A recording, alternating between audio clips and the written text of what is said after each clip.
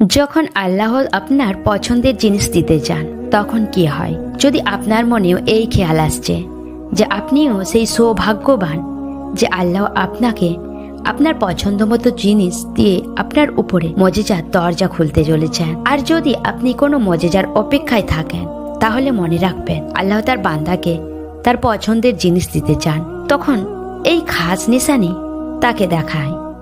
আল্লাহর প্রেরিত কোরআন এই কথার সাক্ষী যে তিনি কোন ব্যক্তিদের জন্য মজেজার দরজা খুলেন, কোন ব্যক্তিদের তার মনের পছন্দ মতো চাওয়া দেন, আর কাদের উপরে অসন্তুষ্ট হয়ে তাদের উপরে তাদের রহমতের দরজা বন্ধ করে দেন। তাহলে মনে রাখবেন আল্লাহ আপনার পছন্দের জিনিসকে আপনার নসিবের অংশ তখন বানান যখন আপনার ভাষা ব্যর্থ হয়ে যায়, আর ভাষার জায়গায় চোখের পানি আপনার মনের কথাকে প্রকাশ করতে থাকে। যখন আপনার সবর শেষ পর্যায়ে পৌঁছে যায় আর সব দরজা বন্ধ মনে হয়, কিন্তু মন তারপরও বলতে থাকে শুধু আর একটু সবর করো। এই দরজা যেটা আপনি বন্ধ দেখতে পাচ্ছেন, একদিন আপনার রব সকল দরজাকে খুলে দেবেন।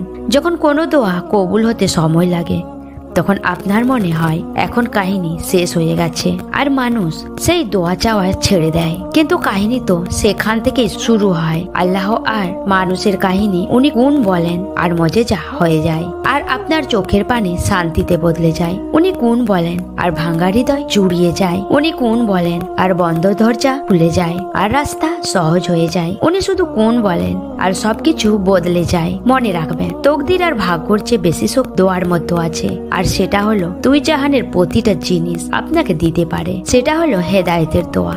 এই দোয়াতে এতটা শক্তি আছে যে আল্লাহ বলেন যখন আমার বান্দা আমার কাছে হেদায়েতের দোয়া নিয়ে আসে তখন আমার তার প্রতি এমন ভালোবাসা জন্মায় যে আমি তার পছন্দের দোয়াতে গুণ বলে দিই আর তার দুনিয়া এবং আখেরা দুটোতেই প্রশান্তি দান করি। যদি আপনি আল্লাহর কাছে মনের পছন্দ মতো জিনিস পেতে চান তাহলে মনে রাখবেন মুমিন বান্দারা তাদের রবের সাথে আত্মা থেকে সম্পর্ক রাখে, আর সেটাতে কোনো মুনাফিকি করে না, কোনো ধোঁকাবাজি করে না।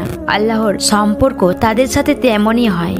আল্লাহ বলেন যে আমার বান্দা আমার সম্পর্কে যেমন ধারণা করে আমি তার সম্পর্কে ঠিক তেমনই আচরণ করি। আর যদি আপনি আল্লাহর কাছ থেকে মজেজার রাস্তা খোলাতে চান তাহলে আল্লাহর উপর ভালো ধারণা রাখুন। মনে রাখবেন তিনি নসিবের প্রতিটা লেখা বদলাতে পারেন আর জীবনের প্রতিটা মুহূর্ত আপনার চাওয়ার মোতাবেক বানিয়ে দিতে পারেন।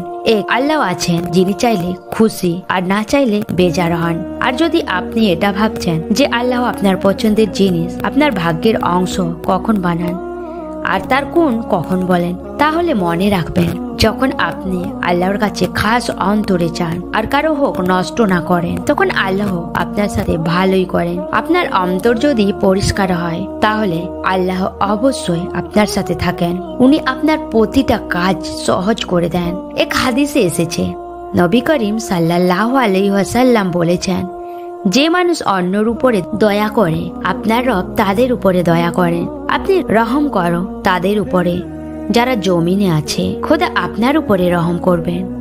আর আজ যদি আপনি কোনো জিনিস দোয়া জিকির সেজদার পরেও না পান তাহলে শুনুন আল্লাহ বলেন, হে আমার বান্দা যদি তুমি আমার ইচ্ছাতে রাজি হয়ে যাও তাহলে শুনুন আল্লাহ বলেন, হে আমার বান্দা যদি তুমি আমার ইচ্ছাতে রাজি হয়ে যাও, আল্লাহ যেটা আপনি আমাকে দিতে চান আমি সেটাতেই রাজি আছি।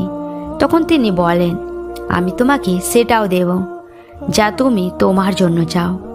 আল্লাহ কোরআনে বলেছেন যে আমাকে রাজি করিয়ে নেবে আমি নিশ্চয় তাকে সব সমস্যা থেকে মুক্তি দেব এবং শান্তির জীবন দান করব।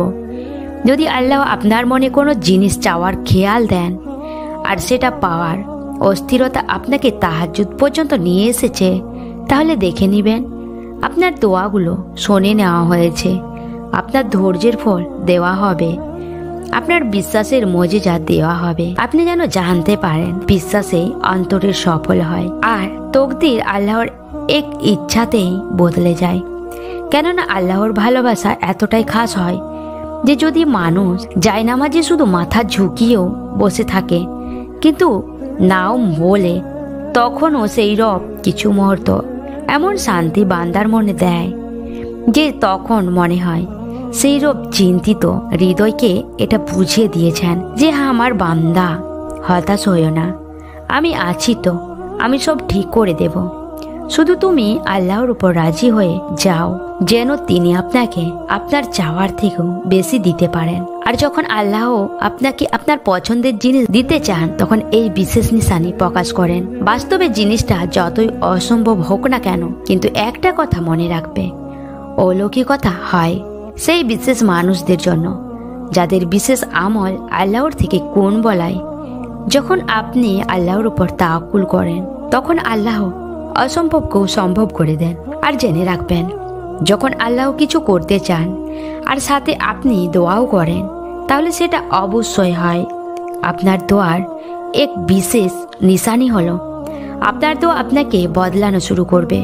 কবুলিয়তের ইশারা হলো যখন কোনো কিছু করার মনস্থির করেন আর কোনো জিনিসের ভয় না থাকে শুধু আল্লাহ ছাড়া, আর আপনি মঞ্জিলে পৌঁছাতে কখনো হাল ছাড়েন না। রাস্তা যতই কঠিন হোক না কেন, আপনি আপনার চেষ্টা করতে থাকেন আর আল্লাহর রাস্তায় অটল থাকেন, তাহলে তখন খুব সুন্দর মজিজা আপনার ভাগ্যে লেখা হয়ে যায়। আল্লাহ কোরআনে আপনাকে এর জবাব দিয়েছেন যে আমি আমার বান্দাদেরকে সেটা দেব যা সে চেষ্টা করবে। মনে রাখবেন, আপনার ভাগ্য লেখা থাকলে সেটা চলে আসবে, আর যদি নাও আসে তাহলে আপনাকে সেখানে নিয়ে যাওয়া হবে যেখান থেকে আপনি ভাবা বন্ধ করে দিয়েছেন। সেখান থেকে আল্লাহর মজিজা শুরু হয়। আর যে জিনিস আপনার ধারণায় থাকে না, সেটাই আপনার ভাগ্যে লেখা থাকে। আল্লাহ ভালোদের সাথে কখনোই খারাপ করেন না। যারা ভালো তাদের পরীক্ষা একটু বেশি, কিন্তু তাদের ফলও অভাবনীয়। আল্লাহ মানুষকে মজেজার রাস্তা দেখান, সেটার কি ইশারা আছে মনে রাখবেন। যেভাবে মনের অবস্থা পৃথিবীর সাথে একটা গভীর সম্পর্ক আছে, তেমনি তাহাজ্জুদের ওয়াক্ত গভীর সম্পর্ক আছে অলৌকিকতার সাথে। ওই সময় সেই রব তার রহমতের সাথে আপনাকে নিকটবর্তী করে আপনার কথা মনোযোগ সহকারে শোনেন, কেননা তাহাজ্জুদ তো দেওয়ার জন্যই, দেওয়ারই দরজা। আর যদি আপনার মনের পছন্দ মতো জিনিস পাওয়ার ইচ্ছা আপনাকে তাহাজ্জুদ পর্যন্ত নিয়ে যায়, তাহলে সেটা এই কথার নিশানি যে আল্লাহ নিজেই আপনাকে তার চাওয়ার তৌফিক দিয়েছেন, আর খুব তাড়াতাড়ি আপনার সমস্ত অসম্ভব দোয়াগুলোকে কবুলিয়তের দরজায় পৌঁছে দেবেন। আল্লাহ আপনার ভালোর জন্য দেরি অবশ্যই করেন, কিন্তু উনি ভুলেন না, না আপনার দোয়াগুলোকে না আপনার ওয়াদাকে।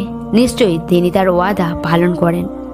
কোনো কাহিনী যদি তাহাজ্জুদ পর্যন্ত পৌঁছে যায়, সেটা কখনোই ব্যর্থ ও অসম্পূর্ণ থাকে না। তাহাজ্জুদের দোয়ায় এতটাই শক্তি যে তা আল্লাহর থেকে কোন বলিয়েই ছাড়ে।